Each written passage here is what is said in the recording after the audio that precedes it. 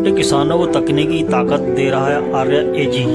भारत में सबसे बड़े और मुनाफे में चलने वाले अनाज व्यापार प्लेटफॉर्म को आर्या एजी देता है नई तकनीकी और उत्तम खेती के लिए नई जानकारियाँ। डेटा इंटेलिजेंस के साथ उन्हें भी जानकारियाँ मिल रही है जो नए किसान अपनी नई फसल के लिए तैयारी कर रहे हैं। 1600 से अधिक एफपीओ जुड़े हुए हैं और उन्हें लोन भी उपलब्ध कराया जा रहा है। दिल्ली से कुलवंत कौर के साथ बंसीलाल की रिपोर्ट पर देखिए। सर थोड़ा परिचय दे दें आप आर्या.एजी से किस तरीके जुड़े हुए हैं क्या? सर मेरा नाम इंद्रजीत सिंह है। मैं आर्या.एजी में एक्चुअली आर्यधन जो हमारी एनबीएफसी है, नॉन बैंक फाइनेंस कंपनी, उसमें मैं क्रेडिट और रिस्क डिपार्टमेंट देखता हूँ।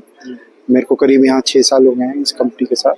इससे पहले मैंने बैंकिंग इंडस्ट्री में काम किया है, जो 2-3 बड़े प्राइवेट बैंक्स हैं, उनके साथ मैं यही कमोडिटीज और फार्मर रिलेटेड बिजनेसेस में इन्वॉल्व रहा हूँ शुरू से। फाइनेंस की बात करते हैं, किसानों को आज भी जी प्राइवेट फाइनेंसर से और कहें कि जो बड़े बड़े उनके वहाँ पर जो फाइनेंसर होते हैं उनसे लोन लेना पड़ता है। जी किसान अब तक क्यों नहीं पहुँच पा रहे? आपकी बात बिल्कुल सही है सर। आज के दौर में भी 70 से 80% किसान प्राइवेट साहूकार, जिसको अपन बोलते हैं लोकल मनी लेंडर, उनसे या तो पैसा लेते हैं या बहुत सारी जगह पे जो वेयरहाउस में वो माल रखते हैं उस वेयरहाउस के मालिक से वो पैसा लेते हैं, और आमतौर पे उनको ब्याज वहाँ 24 से 36% सालाना पड़ता है। हमारी कोशिश ये है, हमने पिछले करीब, हमको अपने प्रोग्राम के दौरान सुना होगा, आज की तारीख में हम 20 मिनट में किसान को लोन देते हैं। और हमारी कोशिश ये है कि किसान का रेट ऑफ इंटरेस्ट घटे, उसको समय से पैसा मिले। एक तो ये होता है कि पैसा मुझे आज चाहिए और मिलेगा 10 दिन के बाद, तो उस पैसे का कोई मतलब नहीं होता।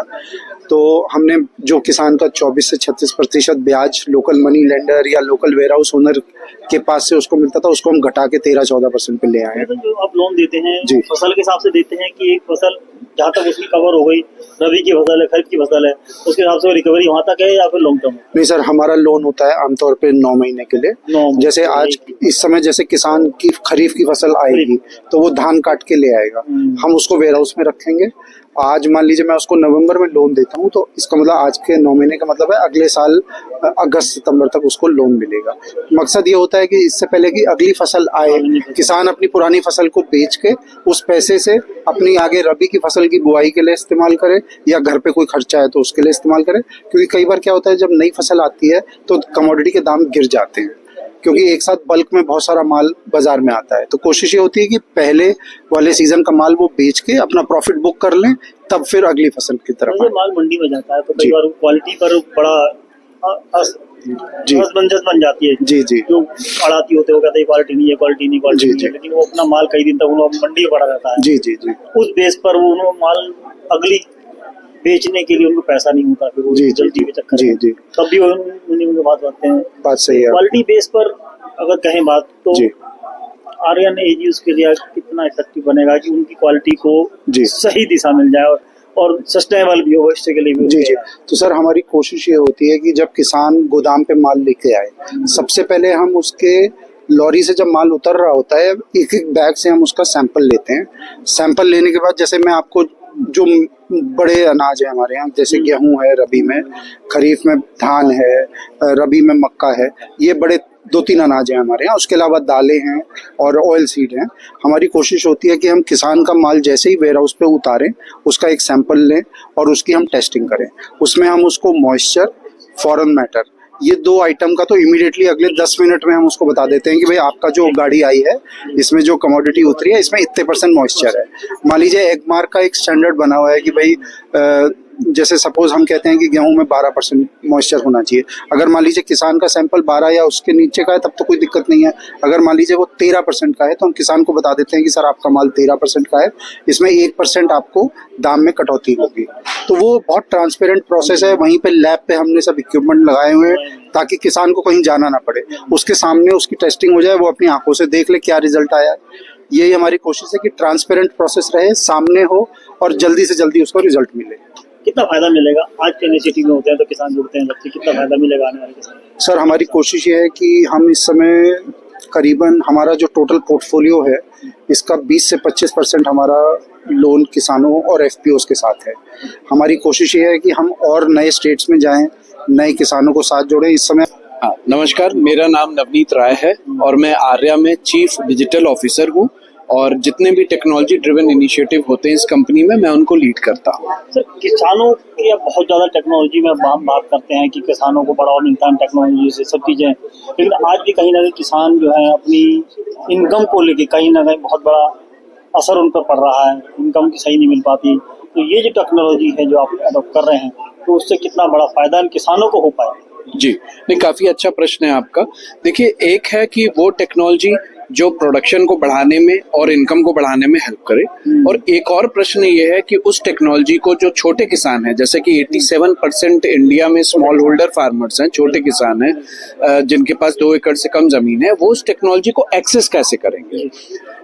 तो जो टेक्नोलॉजी डेवलपमेंट की बात है, चाहे वो ड्रोन के थ्रू करें जो कि ज्यादा एफिशिएंट मशीन है, चाहे वो Arya artificial intelligence driven quality assessment हो जिससे आप अपनी क्वालिटी की जानकारी ले सकते हैं, या सैटेलाइट के थ्रू क्रॉप हेल्थ जान सकते हैं, ये सारी टेक्नोलॉजी देंगे तो 10% प्रॉब्लम सॉल्व होंगे।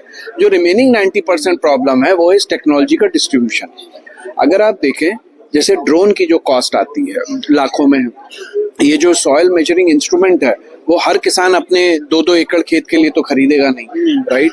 या चाहे वो स्कैनर की कॉस्ट हो, या वो सैटेलाइट टेक्नोलॉजी को एक्सेस करने की कॉस्ट हो, चाहे वो एग्रीकल्चर इक्विपमेंट ही क्यों ना हो, जो ट्रैक्टर से लेके सीड फार्मिंग से लेके सब की बात करें, तो कहीं ना कहीं हमको ये सॉल्यूशन लाना है कि जो कैपिटल गुड्स हैं वो एक सेंटर में उपलब्ध हो और किसान उसको अपने सुविधा अनुसार रेंट कर सकें और पे पर यूजेज बेसिस पे वो टेक्नोलॉजी को एक्सेस कर सकें। सॉइल की जहाँ तक बात करें, सॉइल हम देखते हैं हिंदुस्तान में मोर देन 26 जिले हैं, डिस्ट्रिक्ट हैं जी, और अलग अलग उनकी क्या कैटेगरी है, सॉइल्स की भी कैटेगरी अलग अलग है, डिफरेंट खेती है, अलग अलग मार्जिनिंग खेती का है जी। कहीं वेस्ट में चले जाओ तो किसान गन्ना बहुत है, कहीं पानी है, कहीं बहुत चावल है जी।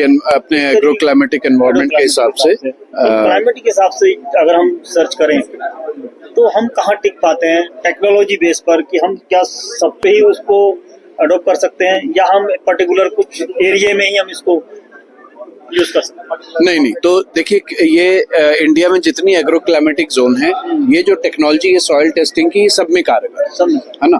बात ये है कि कहीं पे कोई चीज ज्यादा मात्रा में और कुछ और चीज कम मात्रा में, कहीं पे ये प्रोपोर्शन, ये अनुपात जो है एटलीस्ट हर गांव के लेवल पे जाके सॉइल प्रोफाइलिंग तो करनी पड़ेगी सर, है ना, चाहे वो एक ही एग्रो क्लाइमेटिक जोन के क्यों ना हो। फर्टिलाइजर जो होती है उसकी क्वालिटी को बेस को किस तरीके से आप चूज करते हैं फर्टिलाइजर, क्योंकि उससे किसानों को नुकसान भी बहुत ज्यादा हो जाता है, बिल्कुल, और फायदा तो जो है कि वो कम एकड़ में ज्यादा। फर्टिलाइजर एक ऐसी चीज है जो आपको नियर फ्यूचर में क्योंकि गेन दे देती है, बट लॉन्ग टर्म जो उसके नुकसान होते हैं, राइट, जो सॉइल का न्यूट्रिशन लॉस होता है उसको किसान ध्यान में नहीं रख पाता, राइट। इसी के लिए सर जरूरी है कि हम साइंटिफिक तरीके से सॉइल न्यूट्रिशन की मैपिंग करें और जिस मात्रा में फर्टिलाइजर का जो अनुपात चाहिए उसी तरीके से उसको यूज किया जाए, तभी आपके नेचुरल सॉइल की जो